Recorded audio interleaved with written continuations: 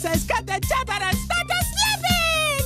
Slap, slap, slap, clap, clap, clap, slap, slap, slap, clap, clap, clap. On the Lord Hut, here a hut, Nick. On the Lord Hut, here a hut, Nick, Nick. On the Ricky Ticky Low, while living #1 Nickelodeon. I was actually pretty excited to revisit this show. Jimmy Neutron is one that I watched all the time as a kid, and I really wanted to see if it held up. Nowadays, Jimmy Neutron is mainly known for the memes that came out of it. You've probably seen more than your fair share of out-of-context Hugh Neutron clips. It's really easy to assume that this show is popular because of its gimmicks. After all, this was the first all-CGI Nicktoon. And while parts of Kablam and Action League now were stop-motion, being entirely 3D set Jimmy Neutron apart at the time. For what it's worth, I suppose we should talk about the animation first, as that's probably the most attention-grabbing thing about Jimmy Neutron. The CGI isn't something that rivals Pixar, obviously, even for the time, but it's still pretty good. The animation avoids a lot of the pitfalls that you'd find in many 3D shows, like uncanny-looking people or stilted movements. The animation does its job fairly well. It's fast-paced as it needs to be for the humor, and the characters do actually look like people, on some level at least. The only character design that's a little bit iffy is that of Jimmy Neutron himself. I don't know how to tell you this, but he's got a Hershey kiss on his head. Also, he looks like a younger version of the adoring fan from Oblivion. The only time the animation becomes distracting in hindsight is with liquids,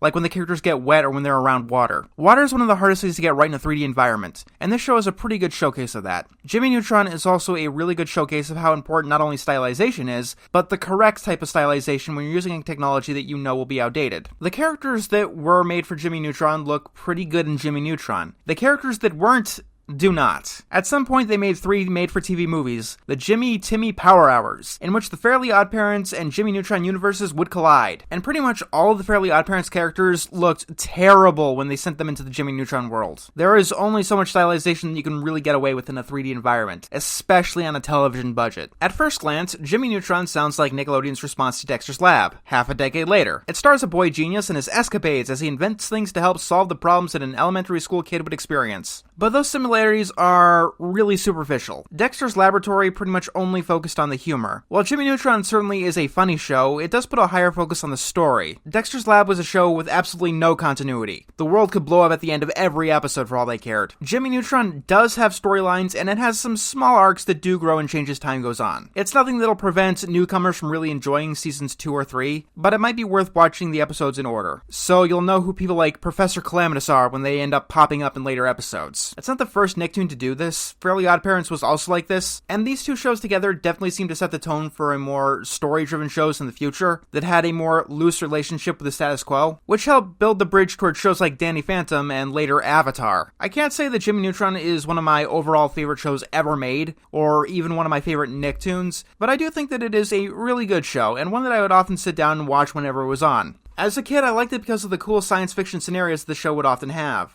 It is similar to Dexter's Lab, or to be honest, many other cartoons. You got your time travel stories, going back to see the dinosaurs, bringing a historical figure back to the present. Jimmy Neutron actually managed to do theirs without pissing off an entire country, so there's that. Then you got your aliens episodes, your cloning episode, your heist episode. These things have been done in cartoon after cartoon. And it often does use plots basically verbatim from Dexter's Laboratory, or even Fairly OddParents, like when Jimmy made himself stupid, just like Dexter did. On the flip side, though, some of Jimmy Neutron episodes could have very unique and interesting stories. Like the very first episode where Jimmy Neutron animates his pants and they basically take over the city. But those are far and few in between. As far as storytelling goes, Jimmy Neutron isn't exactly a major bastion of originality. But you know what they say, right? There's nothing new under the sun. It's not about the ideas that you use, it's all in the execution. And that's what sets Jimmy Neutron apart from something like Pixel Pinky. Pixel Pinky's cloning episode is like every other cloning episode you find in any cartoon ever. Kid wants clone, kids get clone causes chaos. In Jimmy Neutron, the clones all have very unique personalities. From a 50s greaser to a clown to Richard Simmons. Isn't it a beautiful day? Aren't these birds absolutely amazing? Isn't it great to be alive? I've seen these plots before, but while I can't say Jimmy Neutron has fresh takes on them, I will say that they do their best with what they're given. I've never seen a clone of a cartoon character become Richard Simmons. What really helps the show is its humor. It is an incredibly funny show. Buddy, you want a pie? Yeah! You can't beat the classics. While not every single joke is a winner, there's a reason that a great deal of moments have been memed to death. They're just as funny in context, sometimes more so, and sometimes they do have pretty unique twists on typical ideas. A typical idea is making a normal character a genius, and that turns them into an asshole. When Sheen turns into a genius, his head grows to the size of a skyscraper. What I think makes the show work so well is its characters. What I said about the stories applies to the characters as well, but doubly so. We've all seen the boy genius, the nerdy friend, the weird friend, the dumbass dad, the girl that our main lead absolutely does not forever, never, actually, ever for the rest of eternity actually have a crush on, except when he does. Jimmy Neutron has all of these characters, but it has some of the best takes on these characters that I've ever really seen. Everything that Sheen says on the show is memorable. Honestly, I think that his non-sequiturs work better than even someone like Ed from Ed, Edd n Eddy. Sometimes it's a heavy burden being a man of science. I know what you mean, Jimmy. That's why I decided early on to sabotage my highly scientific mind with cartoons and sugar. Because instead of just shouting Ultra Lord, he goes so far in depth to the inner workings of his mind. And then you see the reactions of each of his friends, and it just completes the joke. Hugh Neutron is another incredibly memeable character. Yeah, I don't mind. Once when I was 7 years old, I sat on a banana, and of course, that changed my life.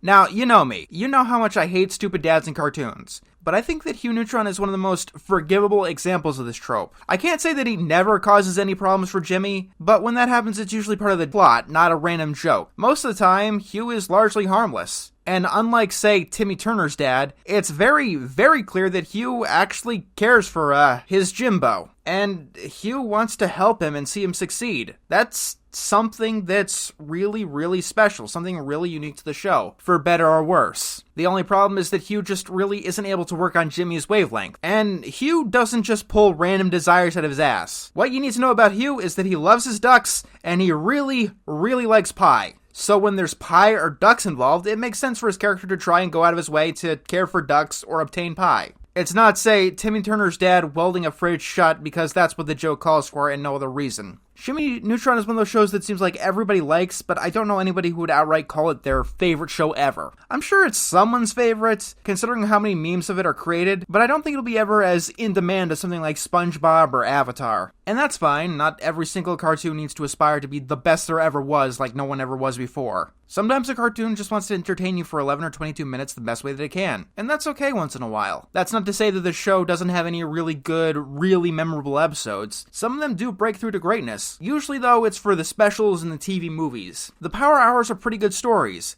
Demon Timmy notwithstanding. And I think that Stranded is one of the most loved episodes of the series. Although it has boy genius Jimmy Neutron thinking that Australia is not a continent, and straight A student Cindy thinking that you could literally see the equator as if it was a line on the ground. My favorite episode of the series has to be Win, Lose, or Kaboom. I think that it really showed off the characters of the series stronger than any other episode, and it had a great amount of tension within it. It's one of the few episodes that took some time to, well, have some quiet time. And not to mention, I am a sucker for Survivor parodies. The pilot movie is also pretty decent. I mean, it's probably not worth nominating it for an Oscar, but back then, only like 5 animated movies came out in the States every given year. So if your movie was animated or even semi-animated, it was automatically nominated. Because they only made that category so they would never, ever, ever have to nominate an animated film for Best Picture anymore, and to make it literally impossible for an animated picture to win Best Picture. So yeah, check this one out if you got a spare afternoon and don't know what else to do with it. I don't think that you'll be disappointed. I could easily see the show being someone's comfort cartoon. Cartoon that you could pull on if you don't really want to think too hard or get too invested, but you still want to be interested and laugh along the way.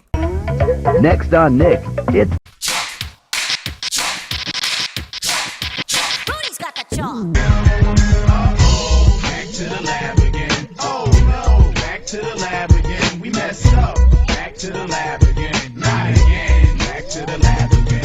Uh-oh, back to the lab again. Oh no, back to the lab again. We messed up. Back to the lab again. Not again. Back to the lab again. Uh-oh, Dexter's in the lab again. Making up anything he's imagining. There goes Dee Dee, his sister. He always argues with her. She thinks she knows it all because she's older and she's bigger. Whatever Dexter wants, he just goes and creates.